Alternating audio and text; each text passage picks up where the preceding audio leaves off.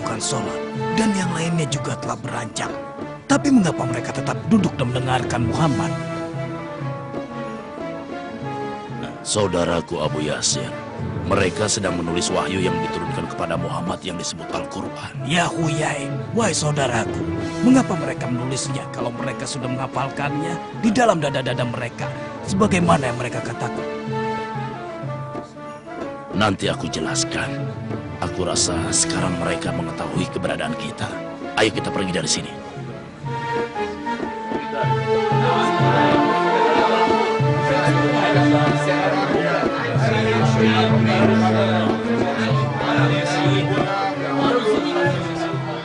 Aku masih tidak mengerti untuk apa sahabat Muhammad menulis. Yang mereka tulis itu dikirim ke Mekah untuk sahabat-sahabat mereka, lalu dipinjamkan secara bergilir.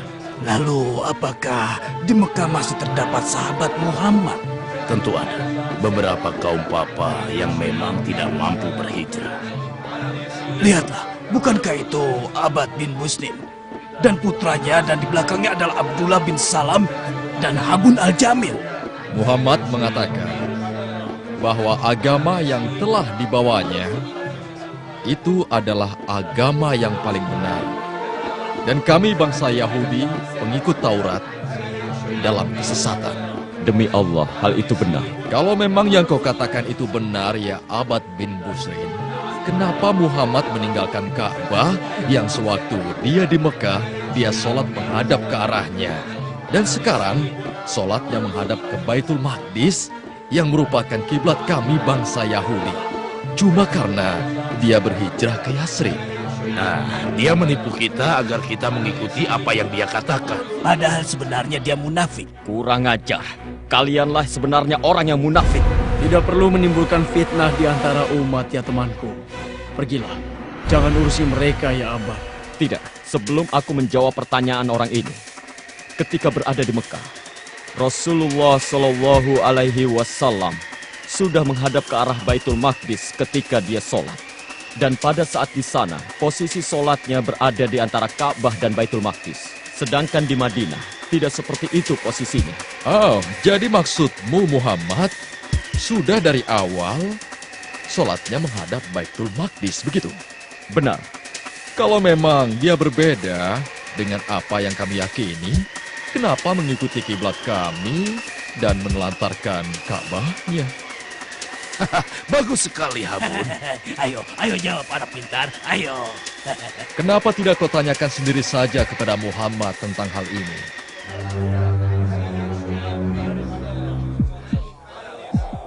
Kalau memang kami yang beragama Yahudi tidak berada di atas petunjuk yang benar, kalian wahai sahabat Muhammad tidak akan sholat menghadap kiblat kami dan kalian ikuti kami dalam hal itu.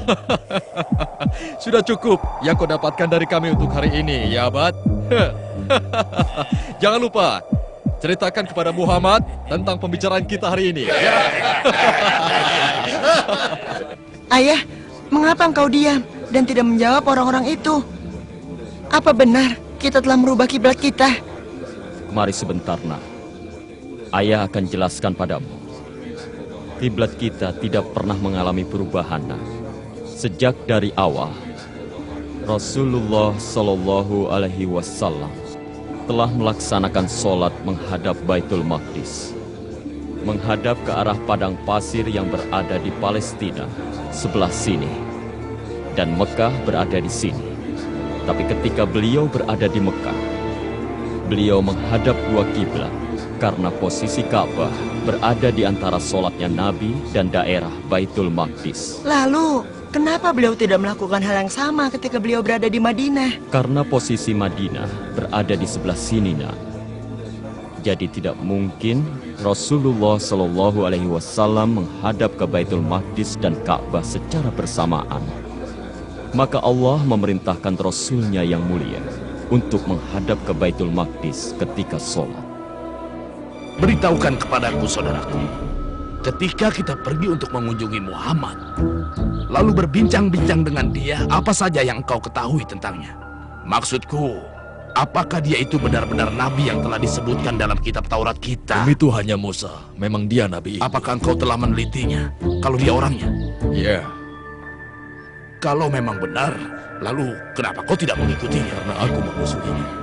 Aneh sekali Anda ini. Jika memang benar Muhammad adalah nabi yang kita tunggu-tunggu, kenapa Anda sangat bernafsu memusuhinya? Kenapa? Itu karena para rahib kita yang agung meyakini kita bangsa Yahudi adalah bangsa pilihan Allah. Dan Allah memilih kita di atas bangsa-bangsa yang lain. Karena itulah kenabian seharusnya ada pada bangsa kita, bukan bangsa yang lain.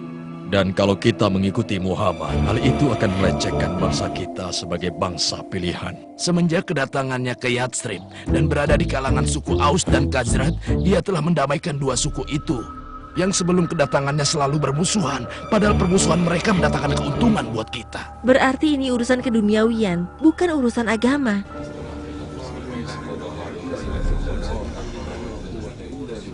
Apa yang Rasulullah Shallallahu Alaihi Wasallam katakan kepadamu? Rasulullah mengatakan bahwa beliau ingin agar Allah memindahkan kiblatnya dari kiblatnya bangsa Yahudi. Apa yang kamu katakan itu benar.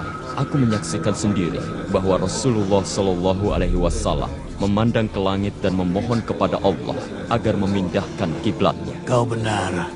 Matahari telah berada di tengah-tengah. Tidak lama lagi pasti Bilal akan memandangkan azan zuhurnya. Itulah tanda kita sholat. Kalau begitu mari kita ke masjid untuk sholat berjamaah bersama Rasulullah Shallallahu Alaihi Wasallam.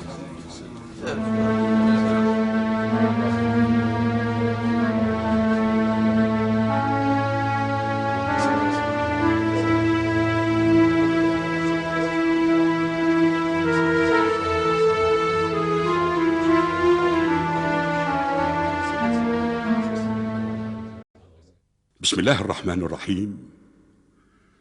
قد نرى تقلب وجهك في السماء فلنولينك قبلة ترضاها فول وجهك شطر المسجد الحرام وحيثما كنتم فولوا وجوهكم شطره وإن الذين أوتوا الكتاب ليعلمون أنه الحق من ربهم وما الله بغافل عما يعملون. صدق الله العظيم. الله أكبر الله أكبر الله أكبر الله أكبر.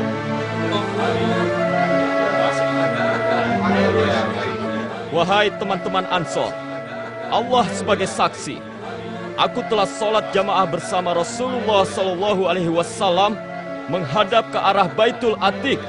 Maka mulai saat ini sholatlah kalian menghadap ke Ka'bah, ke arah Mekah. Allahu Akbar Allahu Akbar. Benar sekali yang kau beritakan kepadaku, ya Huyai. Tapi kami tidak akan membiarkan hal itu. Ya Abu Lahab, Oh ya, ada apa Abu Sufyan? benarkah yang sedang dibicarakan oleh kaum muslimin sekarang tentang keponakan Anda yang sudah melarikan diri ke Yathrib? Benar, benar. Mereka berkata bahwa kiblat mereka di waktu sholat telah dipindahkan ke Ka'bah. Bagus sekali. Sungguh pantas Muhammad itu bergelar makhluk terjujur dan terpercaya. Apa-apaan ini kawan? Apa kau telah meninggalkan agama nenek moyangmu dan beralih menjadi pengikut Muhammad? Sama sekali tidak. Karena dengan berkiblatnya Muhammad ke Ka'bah, itu merupakan tingginya kedudukan Ka'bah di atas Baitul Maqdis.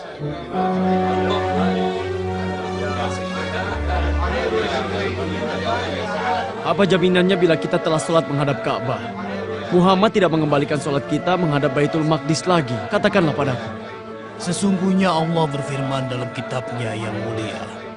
بسم الله الرحمن الرحيم سيقول السفهاء من الناس ما ولاهم عن قبلتهم التي كانوا عليها قل لله المشرق والمغرب يهدي من يشاء إلى صراط مستقيم صدق الله العظيم.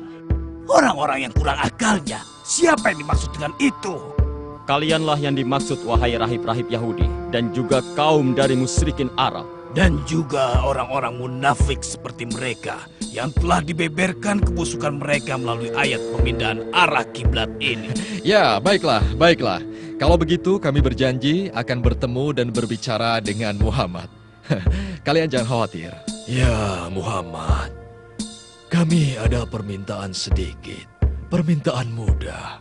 Ya, kami hanya memohon kepada Anda agar kembali menghadap ke arah Baitul Maqdis, kiblatnya bangsa Yahudi ketika Anda sholat. Dan kami dan seluruh bangsa Yahudi akan mengikuti Anda dan memeluk agama Anda. Tidak. Tidak. Jangan Anda percaya pada mereka ya Rasulullah. Saya amat mengerti mereka. Mereka adalah kaum yang suka berkata bohong dan penuh kebatilan. Kau benar, Abdullah. Kami dulu adalah umat yang sesat.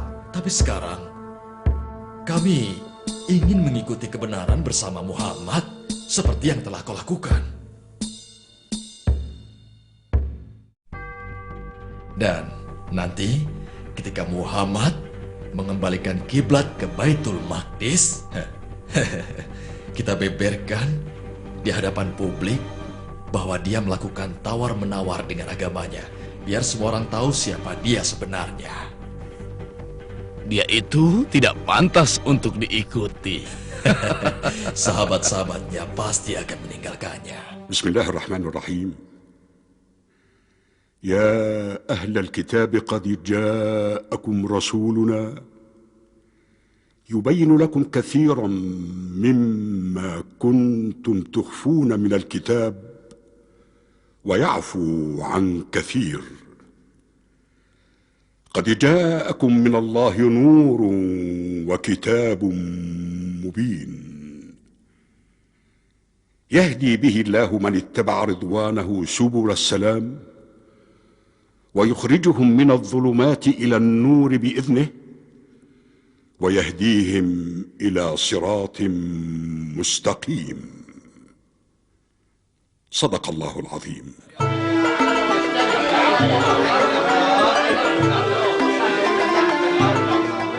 Aku sudah menyebarkan berita tawar-menawar kita dengan Muhammad kepada orang-orang di sini. Bagus, itu sangat bagus.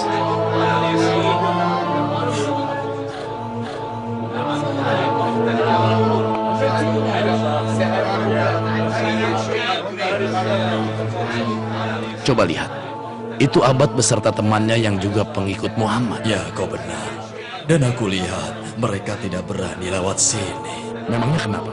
Karena aku yakin sekali Muhammad akan kembali mengubah kiblatnya ke Baitul Maqdis dan tidak akan mempedulikan pendapat sahabat-sahabatnya. Ada apa ini ya Abad? Kau lewat begitu saja tanpa mengucapkan salam. Aku tahu alasannya kenapa mereka lewat begitu saja. Aku yakin kalau mereka ini malu dan sungkan. Kenapa kami mesti sungkan kepada kalian? Karena Muhammad memberitahukan sesuatu kepada kalian tentang kiblat. Dan mengirim kalian kemari untuk memberikan jawaban atas tawaran yang kami berikan. Benar. Dan Tuhan yang Maha Mulia telah menurunkan ayat tentang kalian. Bagus. Bagus sekali. Kawan-kawan, kemari, berkumpullah. Wahai suku Aus, wahai suku Khazraj, wahai pengikut Muhammad, kemarilah. Dengarkan apa yang sudah diucapkan Nabi kalian. Ayo, ayo Abad. Beritahukan yang sudah diucapkan Nabi kalian. Ayo cepat katakan. Kenapa kau diam saja, Abad? Ayo katakan. Anak kecil inilah yang akan membacakannya kepada kalian. Ayo, bacakan pada mereka. Allah yang Maha Mulia dan Agung berfirman. Bismillahirrahmanirrahim.